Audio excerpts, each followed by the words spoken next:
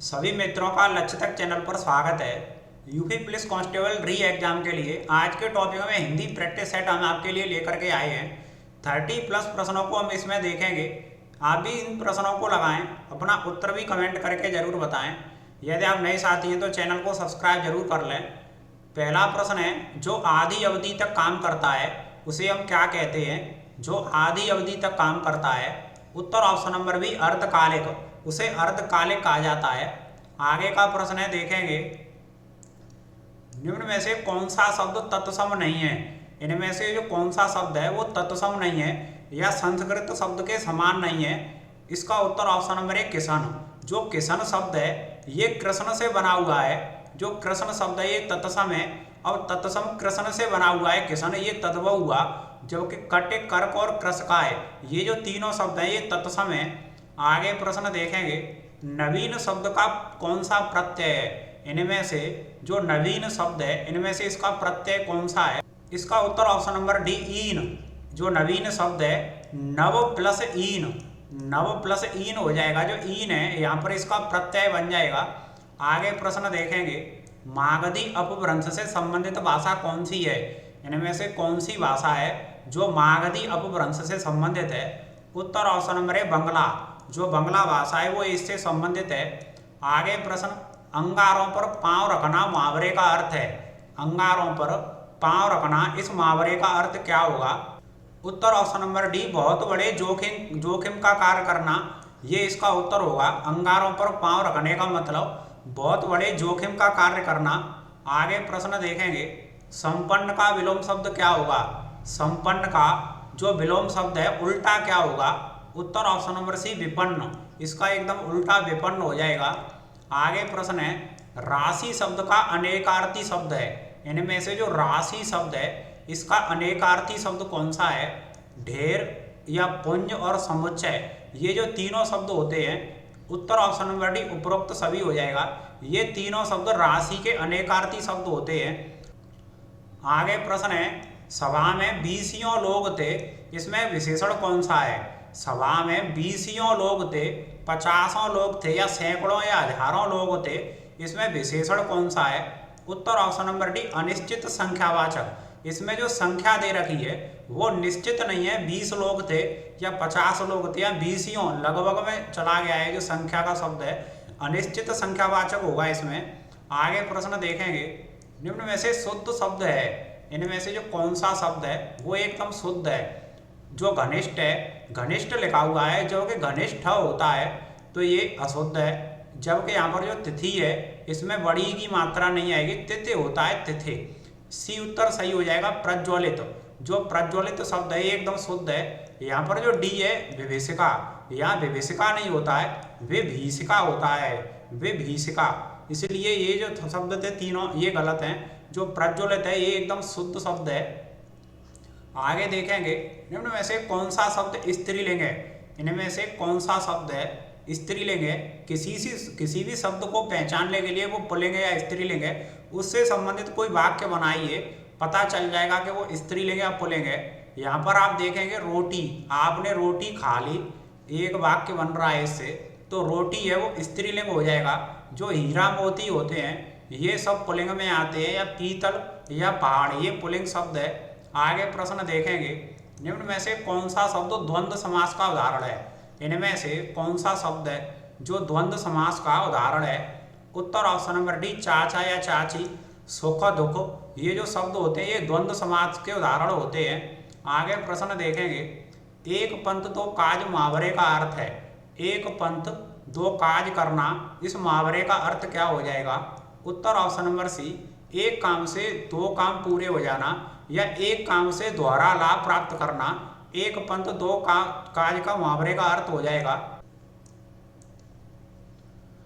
आगे का प्रश्न है, निम्न में से कौन सा वाक्य अशुद्ध है? इनमें से अशुद्ध वाक्य कौन सा है? पहला विकल्प है जो कुछ भी होगा देखा जाएगा, ये तो सही है, ये शुद्ध है। दूसरा देखेंगे मुझे तुमसे कोई परेशानी नहीं है, ये भी शुद्ध वाक्य है। तीसरा देखेंगे एक इंसान सब कुछ नहीं कर सकता, ये भी शुद्ध है। यहाँ पर डी ऑप्शन है सोमवार के दिन घूमने जाएंगे, ये जो वाक्य है ये एकदम अशुद्ध है। यहाँ पर जो दिन लगा हुआ है सोमवार के दिन संज्ञावाचक अशुद्धि इसमें आ रही है, क्योंकि जो सोमवार जो वार होता है इसका अर्थ दिन ही होता है, तो सोमवार को घूमने जाएंगे इस तरह से इसे लिखा जाएगा, दिन नहीं आएगा। ये अनावश्यक संज्ञावादी अशुद्धि इसमें लगा दी गई है। आगे प्रश्न है देखेंगे, निम्न में से शुद्ध वर्तनी वाला शब्द है, जो शुद्ध वर्तनी वाला शब्द है वो कौन सा है। यहाँ पर पहला विकल्प है मीमांसा, इसे मीमांसा नहीं मीमांसा लिखते हैं, ये गलत है। दूसरा विकल्प अतिरिक्त, अतिरिक्त नहीं होता है, इसमें छोटी की मात्रा आएगी, अतिरिक्त होता है, ये भी गलत है। या प्रश्नोत्तर नहीं होता है, तर नहीं तर होता है, या ता पर एक आधा और लगा होता है, प्रश्नोत्तर होता है, इसलिए ये भी गलत है। डी झुर्रियाँ, ये शुद्ध वर्तनी है एकदम, उत्तर ऑप्शन नंबर डी ये सही हो जाएगा। आगे देखेंगे, जिसका उदय हाल में हुआ हो, जिसका उदय हाल में हुआ हो, वाक्यांश के लिए एक शब्द क्या होगा। उत्तर ऑप्शन नंबर बी नवोदित, इसे नवोदित कहा जाता है जिसका उदय हाल ही में हुआ हो। आगे देखेंगे, निम्न में से तुरंग किसका पर्यायवाची शब्द है। जो तुरंग है ये किसका पर्यायवाची शब्द है। उत्तर ऑप्शन नंबर सी घोड़ा, घोड़ा का घोटक हो गया, अश्व हो गया, तुरंग हो गया, ये सब घोड़ा के पर्यायवाची शब्द होते हैं। आगे देखेंगे, निम्न में से कौन सा आंख का पर्यायवाची नहीं है। इनमें से आंख का पर्यायवाची, आंख के जो पर्यायवाची हैं वो चक्षु, अच्छु या लोचन, नयन, ये सभी आंख के पर्यायवाची है। जबकि जो वार है ये जल का या पानी का पर्यायवाची होता है। जल के जो पर्यायवाची हैं सलिल, तोय, आब, वार, अम्ब, ये सब जल के पर्यायवाची होते हैं। आगे देखेंगे, साधारण नियम के विरुद्ध बात, वाक्यांश के लिए एक शब्द होगा। जो बात साधारण नियम के विरुद्ध हो उसे हम क्या कहते हैं। उत्तर ऑप्शन नंबर सी अपवाद कहा जाता है, इसे अपवाद कहते हैं। जो कानून या नियम के विरुद्ध हो उसे अवैधानिक कहते हैं। असामाजिक और सामाजिक व्यवहार के विरुद्ध हो या अनुकूल ना हो, असंवैधानिक जो संविधान के अनुकूल ना हो उसे असंवैधानिक कहा जाता है। जो विधान या कानून के अनुकूल ना हो उसे अवैधानिक। पर लेकिन साधारण नियम की बात हो रही है, साधारण कोई नियम है उसके विरुद्ध तो अपवाद हो जाता है कभी कभी। आगे देखेंगे, निम्न में से कौन सही सम्मिलित नहीं है। इनमें से कौन सही सम्मिलित नहीं है। पहला देखेंगे मृत, मृत का विलोम कटु होता है। दूसरा देखेंगे स्तुति, स्तुति का निंदा होता है। यहाँ पर जो सी है विषाद, विषाद का मतलब अवसाद या दुख। और हर्षित, ये भी सही है, विषाद का हर्षित, ये भी विकल्प सही है। डी देखेंगे वरदान, वरदान का आशीर्वाद नहीं होगा। जो वरदान है इसका जो उल्टा होगा वो अभिशाप होगा, इसका जो विलोम होगा वो अभिशाप होगा, इसलिए आशीर्वाद नहीं होगा। आगे देखेंगे, उसने चाकू से फल काटे, वाक्य में कारक कौन सा है। उसने किस से फल काटा, चाकू से। यहाँ पर जो से है, से दो जो कारक होते हैं उनमें उपयोग किया जाता है। एक अपादान और करण में आता है, क्योंकि इन दोनों का जो चिन्ह है वो से होता है। पर लेकिन किसी उपकरण का इस्तेमाल किया जा रहा हो, चाकू से काटा जा रहा है तो करण हो जाता है। उपकरण या करण, किसी उपकरण से कोई काम किया जा रहा हो तो उसमें करण कारक होता है। जब अपादान कारक होता है जिसमें एक चीज दूसरी से अलग हो रही हो, जैसे कि पत्ता पेड़ से गिरा, पेड़ से पत्ता अलग हो रहा है, वह गांव से चला गया, वह गांव से अलग हो रहा है, तो वह अपादान, जबकि दोनों का चिन्ह से ही होता है। आगे प्रश्न है, बुंदेले हरबोलों के मुंह से हमने सुनी कहानी थी, खूब लड़ी मर्दानी वह तो झांसी वाली रानी थी। उपरोक्त काव्य पंक्ति में कौन सा रस है। इस काव्य पंक्ति में कौन सा रस है। खूब लड़ी मर्दानी वह तो झांसी वाली रानी थी, इसका उत्तर ऑप्शन नंबर बी वीर रस, इसमें वीर रस हो जाएगा। आगे प्रश्न है देखेंगे, आगे प्रश्न है, उधर गरजती सिंधु लहरिया कुटिल काल के जालों सी, चली आ रही है फैन उगलती, फैन फैलाए व्यालों सी। इस काव्य पंक्ति में कौन सा रस होगा।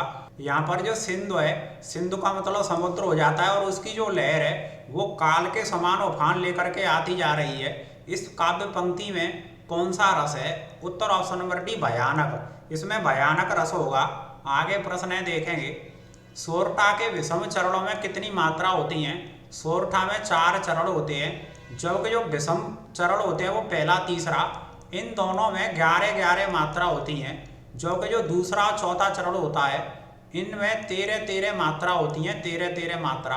उत्तर ऑप्शन नंबर भी 11-11 होती हैं, और जो दूसरा चौथा चरण होता है उसमें 13-13। आगे प्रश्न है, निम्न में से मैथिली शरण गुप्त की रचना है।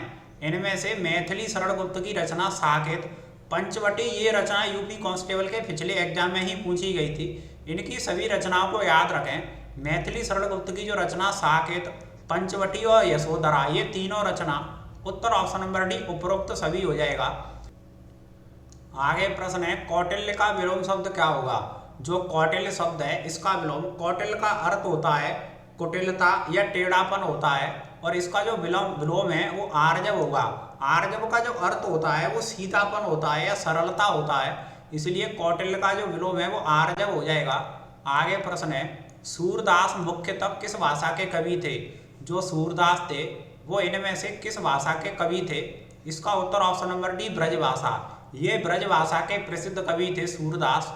आगे प्रश्न है निम्न में से मैथिली भाषा के प्रसिद्ध कवि हैं। इनमें से मैथिली भाषा के प्रसिद्ध कवि उत्तर ऑप्शन नंबर है विद्यापति, ये मैथिली भाषा के। जबकि जो प्रेमचंद हैं ये हिंदी भाषा के प्रसिद्ध हैं। जो सूरदास हैं मैंने ऊपर बताया ये ब्रजभाषा से संबंधित हैं।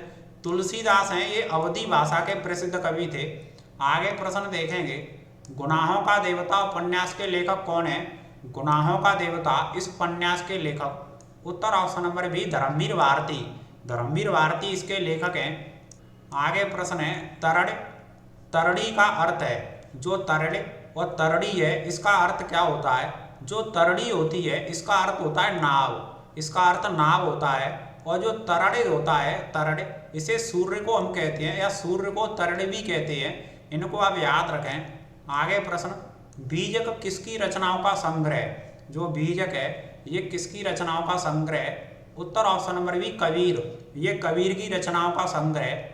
आगे प्रश्न दूसरों की उन्नति को न देख सकना के लिए एक शब्द क्या होगा।